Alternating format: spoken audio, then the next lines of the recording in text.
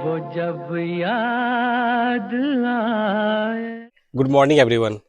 तो ये वीडियो मैं बनाने वाला हूँ अपने एक्सेस डेटा D368 को लेके। और आप सबको पता होगा कि मैंने इसका $5 का रिफंड भी ले लिया है।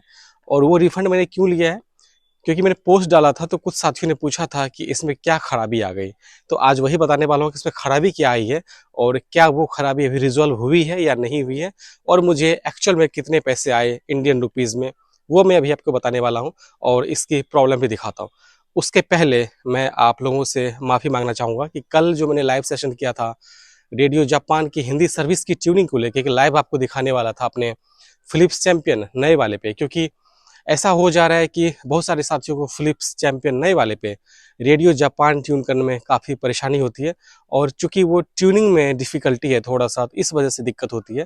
तो वही मैं कल लाइव दिखाने का सोच रहा था और मैंने लाइव दिखाया भी। और मेरा फ़ोन पहले से किसी और ब्लूटूथ डिवाइस से कनेक्ट था, एक्चुअली पगाड़िया ग्रेनेड से, और चेक मैं कर नहीं पाया तो मुझे लगा कि ऑडियो रिकॉर्ड हो रही है। और कई सारे साथियों ने लाइव पे मुझे ये भी कमेंट करके बताया कि बैकग्राउंड साउंड बहुत आ रहा है। तो फिर भी मैंने चेक नहीं किया क्योंकि मैं ट्यून करने में लगा हुआ था। और बाद में जब मैंने उस वीडियो को चेक किया तो उसमें सिर्फ बाहर की नॉइज़ थी। एक्चुअली वो नॉइज़ वहाँ की थी जहाँ पे कि वो ब्लूटूथ डिवाइस रखा हुआ था। तो इसलिए मैंने इस वीडियो को डिलीट कर दिया। और आज अभी मैं फिर से अनाउंस कर देता हूँ कि मैं आज रात 9 बजे फिर से लाइव आऊँगा और रेडियो जापान की हिंदी सर्विस को ट्यून करके आप लोगों को दिखाऊंगा। और आई होप कि आप सब ज्वाइन करेंगे। हालांकि ये छोटा सा सेशन होगा, कोई लंबा सेशन नहीं होगा, क्योंकि इसकी जो सर्विस है रेडियो जापान की हिंदी सर्विस, वो 9 बजे से लेके 9:20 तक होती है। मैं शाम की बात कर रहा हूँ, रात की 9 PM to 9:20 PM। तो ट्यून करके दिखाएंगे आपको।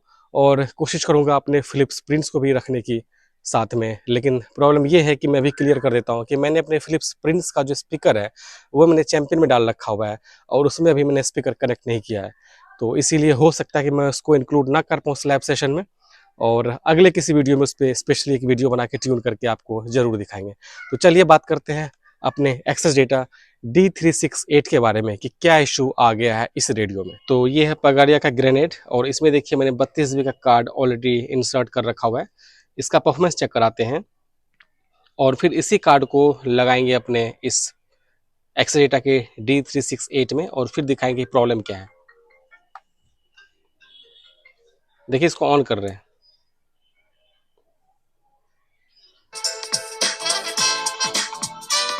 बेसिकली ये काम कर रहा है।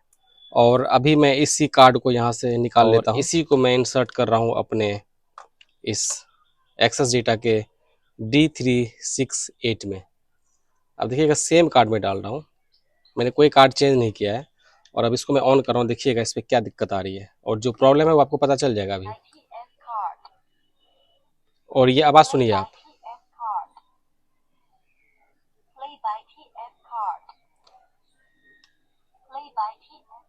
यानी कि इस कार्ड को जब मैं इसमें लगा के यूज़ करता हूँ तो ये कभी कभी चलता है और कभी कभी लोड ही नहीं लेगा, यानी कि रीड ही नहीं कर पाता ये। सुनिए। और अभी मैं देखिएगा इसी कार्ड को मैं दोबारा से निकालता हूँ इसमें से, और ये कार्ड है और इसको मैं इंसर्ट कर देता हूँ इस वाले में। और देखिएगा कितना स्मूथली काम करेगा ये।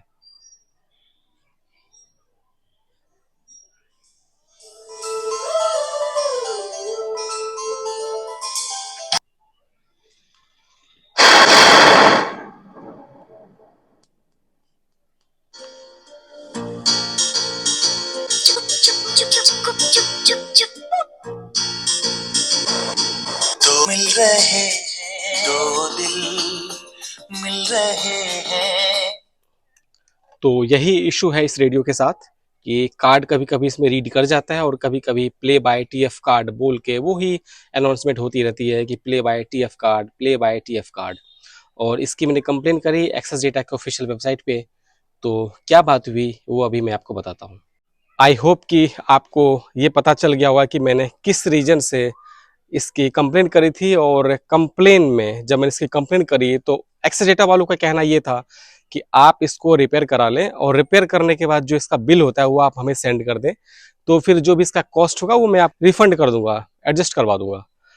तो एक तो यहाँ पे इस रेडियो को कोई खोलने के लिए तैयार नहीं होता है, तो मैंने बोला कि एक काम करो, आप ही इसको ठीक करा के दे दो और क्योंकि ये अभी वारंटी में है, 1 साल भी नहीं हुआ, 2 महीने मुश्किल से हुए और ये प्रॉब्लम आ गई। तो एक काम करो, या तो आप रेडियो ले जाओ, मुझे रेडियो यूज़ नहीं करना। जब काफ़ी कॉन्वर्सेशन चली उसके बाद वो लास्ट में मुझे ऑप्शन दिया कि एक काम करते हैं, आपको $5 का रिफंड कर देते हैं, आप इसमें इस रेडियो को बनवा लेना।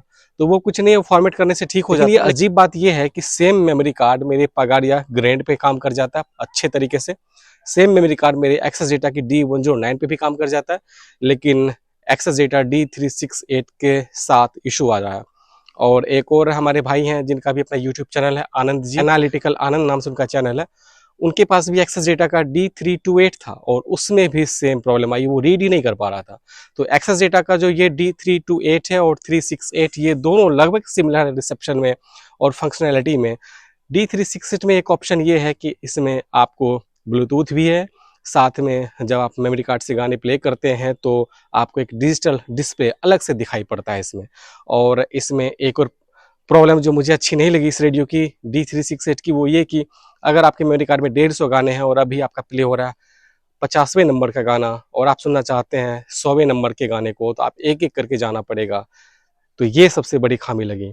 तो आई होप कि आपको पता चल गया होगा कि मैंने $5 जो कि टोटल बनता है 419 रुपये उस समय के हिसाब से, वो मेरे अकाउंट में पैसे आ गए, क्रेडिट हो गए और मेरा ये काम कर रहा है। रेडियो ठीक है, जैसा कि मैंने बोला कि रिसेप्शन में थोड़ा सा वीक है, लेकिन दैट इज़ ओके। और शॉर्ट में मीडियम वेव पे लगभग बढ़िया है रेडियो और मैं सबको एंजॉय कर रहा हूँ। तो मिलते हैं आपसे आज रात 9 बजे आज के लाइव सेशन में, जब आप लोगों को मैं अपने फिलिप्स चैंपियन पे लाइव रेडियो जापान की हिंदी सर्विस जो कि 11,655 किलो हर्ट्ज पे आता है उसको ट्यून करके दिखाऊंगा। अगर मौसम सही हुआ और बारिश अगर नहीं हुई तो मैं लाइव आऊँगा और आप सबसे मुलाकात करते हैं उस लाइव सेशन में। तो चलिए मिलते हैं शाम के सेशन में, लाइव सेशन में। Till then bye bye, take care, have a nice day.